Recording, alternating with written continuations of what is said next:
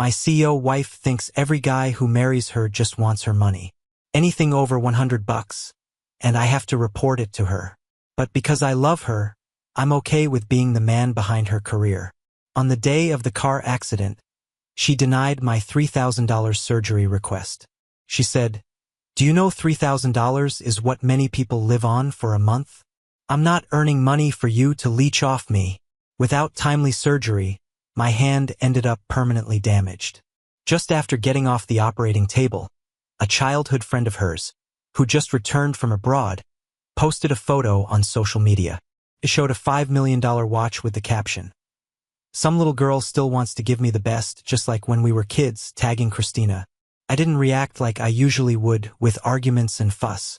Instead, I liked the post. "Great, you two spend your whole lives like this. John, what do you mean by your comment to Peter? Everyone was having fun. But now he feels guilty because of you. He just got back.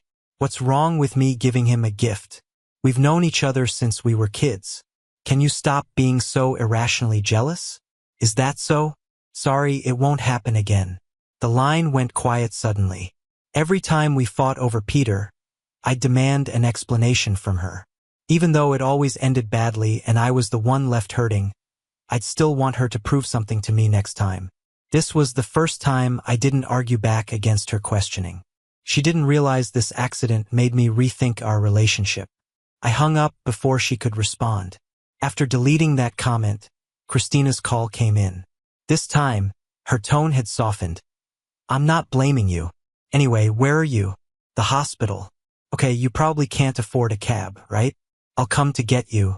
The hospital corridor was dark and without heating. It was a bit chilly on this snowy New Year's Eve. My hands, red from the cold, gripped the phone tightly, and suddenly it all felt ironic. "Aren't you curious why I'm at the hospital?" Peter's voice came from her side. "Christina, is John still mad at me?" I didn't think he'd overthink this. I replied coldly, "Christina." She had just said she'd come to pick me up. After a pause on the other end, she said, "I'll send the driver to get you," and hung up. Listening to the empty beep, I closed my phone and sighed. As expected, the one left behind was still me. Same as always, but surprisingly, there weren't any tears. No sadness, just a little heartache for myself. I stood at the hospital entrance. The cold wind swept my one long parka, full of chilly air. A homebound taxi driver stopped and rolled down the window. "Need a ride home? I can take you for free so you can enjoy the New Year's Eve dinner." I smiled softly. "Thanks, but someone's picking me up." Taxi after taxi passed, but Christina's driver never showed. Maybe they forgot about me again. I didn't flood her with calls like before, demanding she come immediately. Instead, I flagged down a passing cab. I knew I had no money on me, but I couldn't bring myself to contact her again. As the car reached my neighborhood entrance, fireworks suddenly exploded across the sky, lighting up half the night. I paused, and the taxi driver explained with a smile. "I heard it's a fireworks show bought by Christina for her husband's return. It costs $1,000 per display." "Christina's husband?" I turned to the driver, who nodded. "Yeah, heard he just got back. There was a misunderstanding about her and another man, so she spent big to show her loyalty. Christina went all out. Can you believe it? So I'm the other man, huh?" I lowered my eyes, giving a silent smile. The driver marveled. "It's a good thing rich folks splash out like this. Us regular folks get to enjoy the fireworks too." I looked out at the window. True. Such a grand display of love makes it hard to tell who Christina's real husband is. No wonder picking me up wasn't a priority. "Sir." "Sir?" The driver's voice brought me back to reality. He apologized and smiled. "You haven't paid yet." I slipped my wedding ring onto the front seat. "No change needed." "Wait, sir. That's too much, sir." Ignoring the driver's calls, I walked into the neighborhood. As I was about to enter the dark villa, a huge burst of light flared behind me. I turned around to see even brighter sparks forming a gigantic rose in the sky, while drones spelled out, "Love like youth, no cost spared." I thought maybe the person far away feels happy. The dazzling fireworks lit up half the city, except for the shadow it left me in. A few steps forward brought me into the illuminated area. This was the warmth my wife crafted for another man. Briefly, my heart ached. Each time Christina rejected my important financial requests, Ken would always cover the costs for me. I shook my head. No, I wanted to ask if the company is hiring.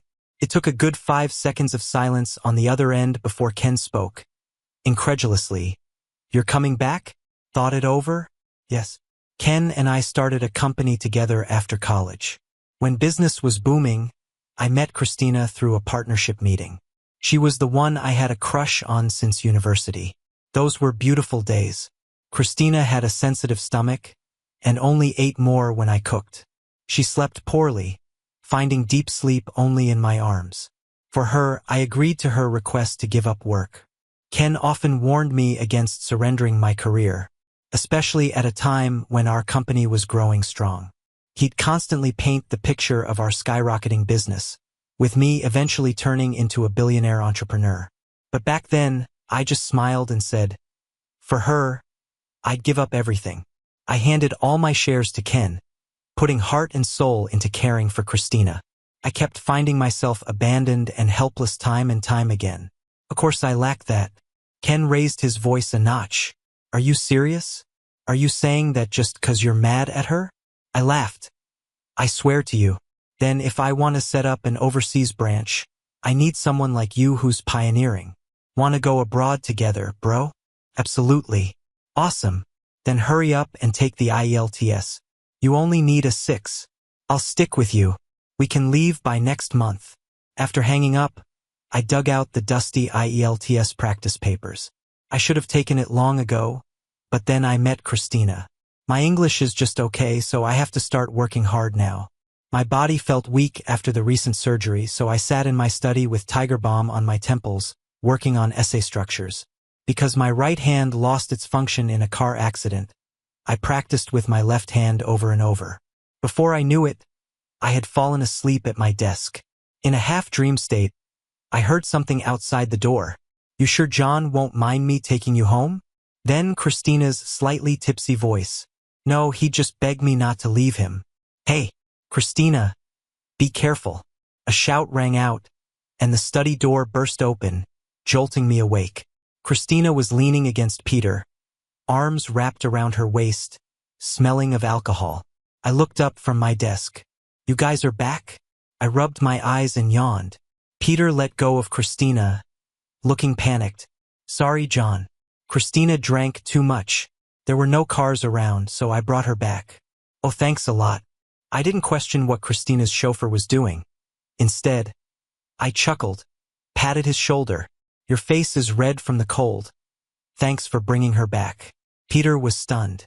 Even Christina frowned. "John, are you being sarcastic?" Not at all." "John, I didn't mean it." Peter suddenly grabbed my arm. "Blame me if you have to. Don't fight with Christina because of me." I handed a hot water bottle to Peter. "Here, hold this. Stay warm." Peter fell silent, clutching the hot water bottle, his eyes filled with a bit of resentment. I headed towards the bedroom. "Feel free. You can sleep in the next room tonight. I'm tired. Can't keep you both company any longer. Good night," I said, going into the bedroom and shutting the door. Outside, the two stood frozen. I barely closed my eyes before the bedroom door quietly opened. "John." A light voice whispered, too tired to respond. "John, I know you're awake." Christina sounded a bit angry. I forced my eyes open. "What's up?" I sent him on his way. "Oh, not letting him stay a night?" Her brow furrowed. "John, Peter and I grew up together. I hope you don't get jealous for no reason." "Jealous?" I laughed. "It just snowed late at night. Roads are slippery. I thought it'd be unsafe for him to drive home." Christina was taken aback. I went back to sleep. She pressed against my back, her breath by my ear. "Don't you have anything else to say?" I kept my eyes shut. "Say what?" Usually you'd have a lot to say at times like this. I opened my eyes. True, every time I saw her with another guy, I'd argue, demand she prove herself. "You two grew up together, why would I be jealous?" Christina's hand on my shoulder tightened. For the first time in our little battles, she had nothing to say.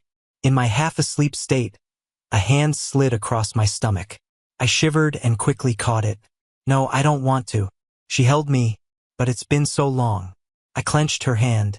Aren't you curious why I went to the hospital today? My work report said surgery, but not once did she ask how I was. She laughed. I know, just a cold or something. Let me make it up to you? I don't want to. I wrapped myself tighter in the blanket. I said I'm tired. In my relationship with Christina, I was always the one accommodating her. I was always begging her for things. Refusing something like this? Never. The hands behind me tightened. John, you're usually the one begging me for this. Really? No need anymore. She said nothing. A moment later, the bedroom door slammed loudly, waking me from almost sleep. I turned. She was gone from the bed. She'd slammed the bedroom door shut and left. Soon after, I heard a car engine start. I didn't chase after her, didn't text her an apology like I usually did when I upset her. Instead, I finally lay in bed, actually able to get some solid rest. The whole next day, Christina didn't come home. I didn't check in on her like before. I met with Ken, discussing our next steps. He was thrilled, almost set off fireworks, finding out I was getting a divorce. Knew you'd come to your senses. You're not meant to be some house husband reporting every penny. I chuckled. Then Christina called. It's dark now. Where are you? I paused. You're home? Usually, after a fight, she'd leave me hanging at home for a week until I completely lost my temper before coming back. Nearly at the door, fireworks burst across the night sky brightly. I looked up just like what I saw last night. As I watched, lost in thought, a Rolls-Royce pulled up and a familiar figure stepped out. Christina smiled at me. Like it? Was it for me? What? Thought I'd forgotten. She stood beside me, linking my arm and watching the sky with me. I was drunk last night. Let the driver head home early for New Year's Eve. So Peter drove me back. Hope you don't mind. It's beautiful. Lost in the fireworks, my reply was absent-minded. Christina called, breaking the moment. John. I turned. Yeah? She had a slight displeasure in her expression, but eventually sighed. I know you're upset because I arranged a fireworks show for him, but he's just returned to the country, and then there were your comments before. Why would I be upset with you? I chuckled. I can also see the fireworks show you gave him. Isn't that nice? John. She was stunned. Anyway, thank you. This one was even better than last night's. She studied my expression. You're not angry? Why should I be angry? You guys grew up together and one of you just came back to the country. It's only right to give him something. Christina stood there, stunned. A moment later, an emotion that seemed like guilt seeped into her usually indifferent eyes. She tightened her grip on my arm. Let's go on a trip? You've been cooped up at home for too long. I thought about how I needed to prepare for the IELTS and shook my head. No, I'm fine at home. Her hand, which was holding my arm, froze. But I already booked it. Then take someone else? John, she frowned. I chose an intimate couple itinerary. I lowered my gaze, watching the fireworks reflected in her eyes. If I'd heard a few days ago that she was willing to put in effort for me, especially for a couple's custom trip, I'd have probably been thrilled to hug her. After all, I enjoyed being her husband so much that I wanted everyone to know we were a pair. But now I just smiled gently. Thanks for your effort. But I really can't go. Her face was full of disbelief. I lightly pushed her hand away. It's too cold outside. Let's go back inside. I turned and opened the door. But when I looked back, Christina hadn't followed me. Instead, she got into the car, slammed the door shut, making a loud noise. Then she started the engine and drove off. She's always like this. Whenever we have a disagreement, she leaves me standing there, then blocks every way to contact her, waiting for me to run out of emotions and reconcile, leaving a tired out me to clean up the feelings. But now I didn't even send a message. I went inside the house. Christina didn't come home for a whole week. I didn't ask, just spent my days with Ken, sipping tea, memorizing words, and practicing speaking. And I successfully got hired with an advance paycheck from Lynn. The stock transfer might take a little time, but in the end, everything will be returned to you. Since you got married, our stocks have increased a lot. Ken excitedly told me about the company's development these years. The more he talked, the more bittersweet I felt. Thank you for all your hard work over the years. Just as I finished speaking, my notification pinged with a special alert. It was a post from Peter. I used to be bothered by Christina and her childhood friend, Peter, who was abroad, because every time Christina went abroad, she would always spend time with him. I didn't want them too close, but I was curious about what happened between them, so I awkwardly set Peter as special attention. In the post, he was wearing sunglasses, sitting in a helicopter, with an arm around someone's shoulder, happily taking a selfie. The caption read, "Who says childhood sweethearts can't have an intimate trip?" Though the person beside him had sunglasses and a mask, I recognized Christina immediately. I didn't call to question why she took Peter there. I only liked the post and then removed Peter from special attention. As soon as I put the phone down, Christina called. "I'll be home for dinner tonight." I didn't quite get what she meant. "Should I save some food for you?" Christina's voice was a bit restrained. "John, don't you understand what I mean?" I didn't respond. She hung up. "We don't have a maid at home. For one, she only likes my cooking." Later, it became her reason not to hire a maid, thinking it would encourage my laziness. Back home, I made dinner for two and sent her a message. "What time will you be back?" She didn't reply. I didn't wait foolishly late into the night as I used to. I ate my part alone. Waited a bit longer, but still no word from her, so I packed up her meal in the fridge, covering it with cling film. I needed to study. No time to be tangled up with her. However, studying at home seemed inconvenient. Perhaps I should go to the library tomorrow. No worries about her coming home and disturbing me there. The next day, I went to the library. By the time I was hungry, it was already dusk outside. For the first time, I realized I hadn't thought about Christina all day. Turns out I didn't need to rely on her to have my own little world. Just as I thought of this, Christina's call came in. "You're not home?" "At the library." "What's up?" She paused before speaking. "Let's talk. I'll pick you up." "Yeah, we did have things to discuss. I actually wanted to find her too." "Okay." When I got my stuff together and went downstairs, Christina's car was already parked at the entrance. I instinctively went to open the passenger door. A surprised voice cut in. "Hey, John." Peter's sleeve was tangled in Christina's hair. "Sorry." Christina was picking up her lipstick, and her hair got caught. "Don't misunderstand. Nothing's going on between us." Even so, his casual placement of his hand on Christina's hand and his challenging glance really weren't apologetic. Christina glanced at me, lifted her hand, and untangled her hair herself. At the same time, she looked up at me. Cold eyes filled with a hint of probing, as if trying to catch something in my expression. I didn't ask why she brought Peter along, or why his seat was up front. I didn't need an explanation on why her hair was so entangled. I just smiled casually. "You grew up together. What would I misunderstand?" Then I opened the back seat door and got in. After I settled my bag, I noticed Christina looking at me through the rearview mirror, her eyebrows lowered with a frown. I had no clue why she was upset. Was she mad because I didn't demand she prove her innocence like before? "What's up?" I asked. She seemed to have something stuck in her throat, and finally, she sighed heavily and started the engine. "Nothing." Peter looked at her cautiously, glanced at me through the mirror, seeming a bit annoyed. "How about we eat out today?" Christina said as she drove. Peter nodded immediately. "Sure. Let's go to that place we used to go. I haven't eaten there in ages." I was asking John. I was listening to a language lesson with headphones, and her words caught me off guard. "Me?" "Yeah." Christina looked at me through the mirror. "How about that restaurant we went to on our first date?" Peter's face fell.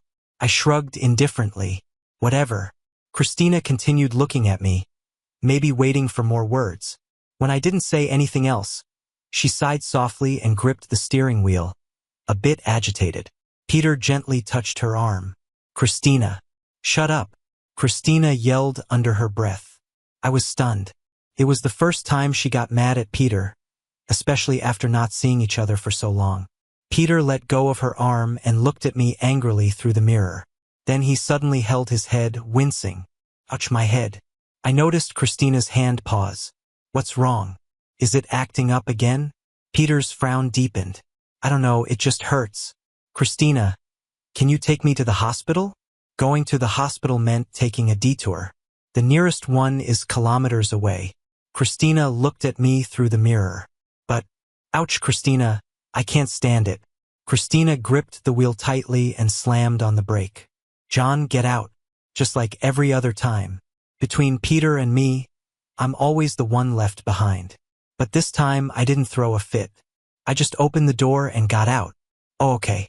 Christina seemed taken aback. I turned and started walking back. She rolled down the window. John. I turned back. She hesitated. I'll be home for dinner. I paused. Maybe not. Seems like he needs you. Order takeout at the hospital. Are you jealous? Nope, I answered honestly. But Christina's eyes seemed a little disappointed. Maybe I imagined it. If you're coming back, I'll order takeout for you, I said. She paused. I removed the financial cap for you. You can spend up to 5,000 yuan anytime you like. Oh, thanks, but no need. I chuckled lightly and walked away. That night, Christina didn't come home, nor did she text. I didn't ask either. I just reviewed the test papers from the day and fell asleep. A whole week passed before my IELTS speaking exam, and still not a word from Christina. I guess with all the exam preparation, I had almost forgotten about her. Until I went for a checkup at the hospital and saw Peter near the entrance. Christina wasn't with him. I nodded politely. All good now? He didn't speak and just handed me a paper. It was a pregnancy report. Christina was 3 months pregnant. But Christina and I haven't been intimate lately. 3 months. That lines up with when Christina was abroad on a business project. It's mine and hers, Peter said coldly, lifting his chin as he looked at me.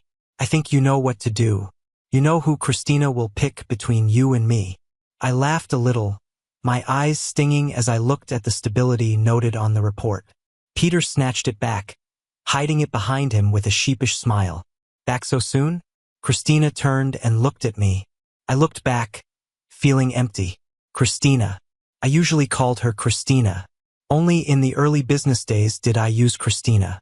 She frowned and reached for the report behind Peter. What are you hiding? Oh, nothing. Let me see. Christina snatched it and looked at the report, then at me. She suddenly laughed. Are you upset about this? I didn't say anything. For some reason, her laughter seemed like a relief, her tone back to its usual firm control. I wanted to tell you later, didn't want to make you jealous. No, I wouldn't. I smiled. I've talked to a lawyer about the divorce. Once you have time, let's finalize it. Christina froze. What did you say? You two talk. I have things to do. I pushed past Christina, flagged down a taxi, and left. That evening, Christina came home. A dim lamp lit up the living room.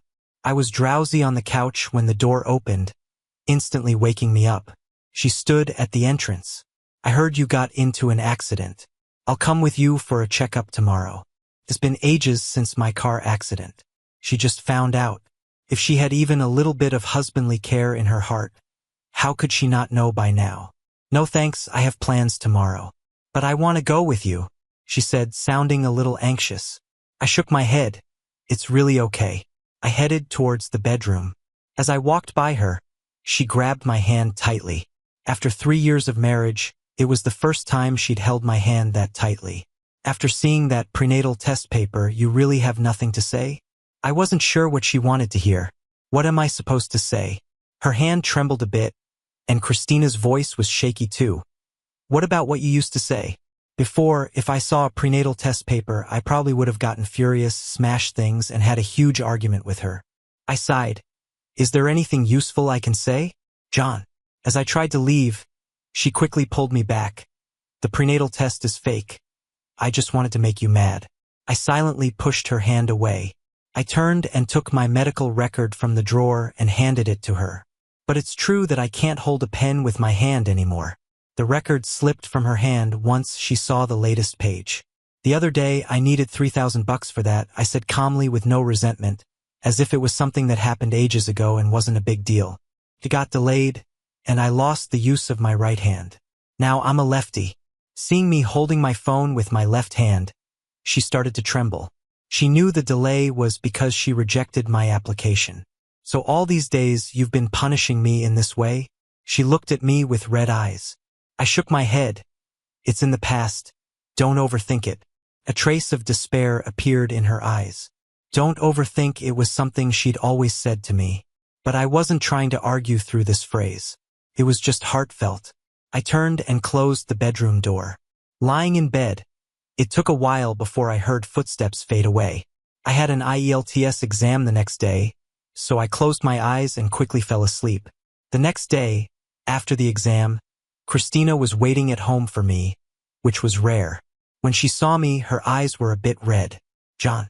Her voice was a bit hoarse. She walked over and pushed a gold card into my hand. From now on, spend my money as you like. Looking at that card, I remembered her saying all her savings were on that card. During the worst of our fights over Peter, I couldn't even touch it. Thanks, but it's not necessary. I put it back in her hand. She looked at me, her hand not clutching the card. It took quite some effort to get her to take the card back. John. Oh, Christina, this is the list of applications I've submitted to you over these 3 years. I pulled out a stack of financial papers from my bag. In the past 3 years, I've applied for $6,721, with interest, let's say $7,500. I recently found a job, so I'm paying you back. Saying this, I took out a wad of 100 yuan bills. I placed the money and papers on the table, looked at her. If you're unsure, Christina, you can call a financial officer to count. She looked stunned, then grabbed the papers crazily, flipping through them one by one.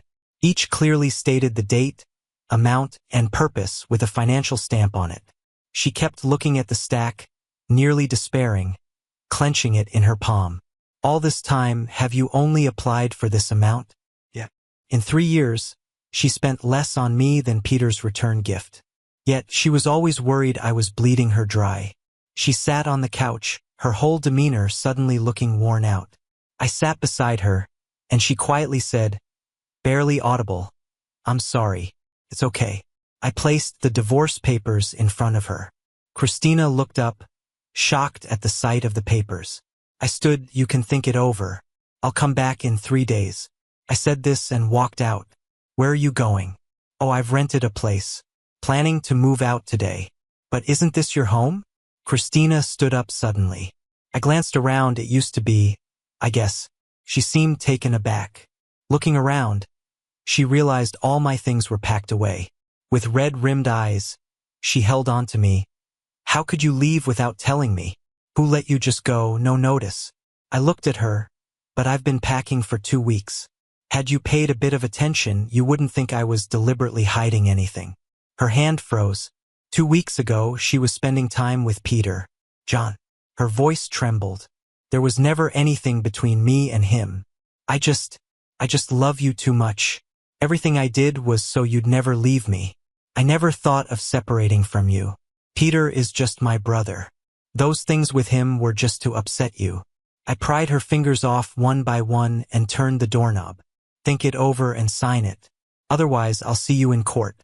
During the 3 days staying with Ken, Christina kept sending me messages. From photos of when we first met to our wedding day to my birthday gifts to her. She brought up all our past, trying to remind me. But over 3 years, there were only a few moments worth remembering. On the other hand, the painful memories, those too many to count. I sent her screenshots of our fights when she repeatedly left me for Peter. In no time, it turned into 99+ messages. Christina didn't reply again. 3 days later, she signed the revised agreement and gave it to me. I initially asked for only 30% of the assets, as I'd indeed relied on her financially over these years. But she ended up giving me 70%. With dark circles beneath her eyes, she looked at me. Restricting your expenses was just my way of ensuring you'd always stay by my side. But I was wrong. You're gone, and money doesn't mean much to me now. I didn't refuse. I don't feel anything for her anymore. There's no reason for me to turn down her offer. John, I won't compete with you for Christina anymore. Can you please put in a good word for me? She's blocked me, and I can't reach her. She even took back all the gifts she gave me. I don't even have a place to stay right now. She only listens to you now. Please, can you speak to her for me? I'm just standing on the street, not knowing where to go. I sighed. I can't help you with this, because I blocked her too. I hung up and blocked the number. Ken was ahead, dragging a suitcase, and looked back. Hurry up. The plane's about to leave. I grabbed my suitcase and caught up. Coming.